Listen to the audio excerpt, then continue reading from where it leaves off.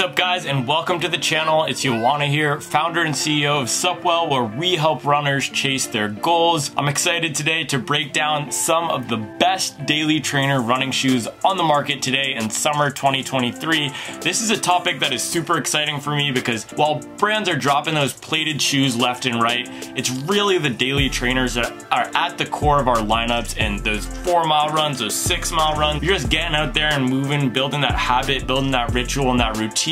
That's what gets me excited, and that's what made me fall in love with the sport of running. So without further ado, let's get into those best daily trainer shoes that will help you turn that knob every day and build consistency in comfort, style, and speed. Let's get into it. Alright, so first up, we got the Cloudsurfer. This is one of the best daily trainers on the market today. It's kind of a spiritual successor to what On was doing in the past few years with shoes like the Cloud Stratus 2 and the Cloud Monster. They've really put a lot of development dollars into iterating on that Cloud formula. So in the Cloud Stratus, we saw those dual layer of pods, and in the Cloud Monster, we saw them change it with putting a massive single pod in that Cloud Tech. And now with the Cloudsurfer, we're seeing them introduce Cloud Tech Phase. And what Cloud Tech Phase is, it's a computer generated pattern of pods underneath the foot that go away from those big circular elements and move into more of these slits in the midsole. I wouldn't even call them traditional pods, but On is holding on to that marketing terminology.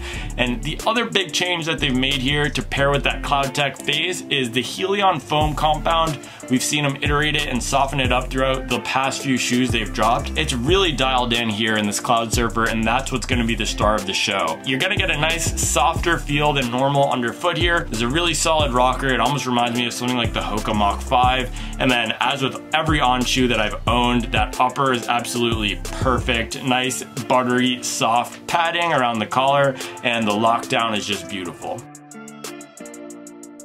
Next up, we got the Hoka Clifton 9. This is one of the best cushion daily trainers out there. There's tons of max cushion shoes on the market today, like the Asics Gel Nimbus and the Saucony Triumph. I categorize those more as recovery running shoes, and that's how I personally use them, so I didn't consider them for this list. But if you want a cushion daily trainer that can handle a bulk of your miles that you can throw on every day, and it's gonna have the same performance, got that classic compression molded EVA, and also what's super important in daily trainer, it's got a really solid rubber covering on that outsole. Unlike a shoe like the Hoka Mach 5, which I absolutely love, it didn't make the cut on this list because it's not a durable shoe. The Clifton 9 is gonna last you 400 to 500 miles. It's not gonna be the most exciting ride, but it will be super durable. It's very versatile, and it's relatively lightweight for a daily trainer at 8.7 ounces. And Hoka's a trendy brand these days, so pick up the Clifton 9, you'll be looking great. People will think you're the coolest on the block, so that doesn't hurt either. Next up, we got the Saucony Ride 16, which is the best traditional daily trainer. It uses Saucony's Power Run foam, which is an EVA-based compound that's super durable, it's slightly responsive, and it has a firmer feeling underfoot. So whereas shoes like the Cloudsurfer are introducing all this new technology into the category, the Ride is that tried and true shoe. There's no fancy things in the midsole, there's no gimmicks, just gonna give you that really reliable ride, pun intended, day in and day out. Next up, we got the Nike Pegasus 40. This is gonna be the best daily training option from Nike. And again, it's similar to the Ride in that it has that more traditional feeling. It's got that 10mm drop, and we see some React foam in the midsole here. Unlike the Ride, it does have some fancy technology with those Zoomer units, but they're not gonna be as propulsive or add as much pop as they do in something like the Nike Alpha Fly. That's a different type of air technology. Here, what it does is it stabilizes that React foam a little bit and just gives you a bit more balance and responsiveness than if it were just a slab of that React. The price comes in at $130, but this is often on sale. You can find it for under $100. And if you go for the Nike Pegasus 39, last year's version, you can definitely find that one under $80.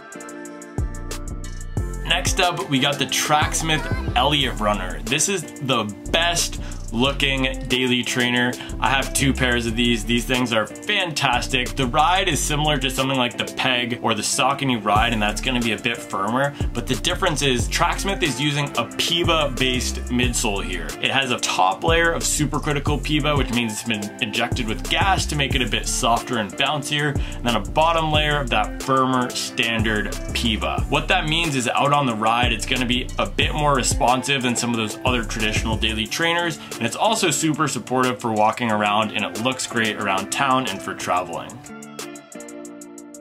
Alright, next up we got the Brooks Hyperion Max. This is going to be the best option if you want a light daily trainer. This is coming in at 7.8 ounces, which is very light for the category. It's got a nice rocker up front. It uses Brooks's DNA flash foam, which is a supercritical compound.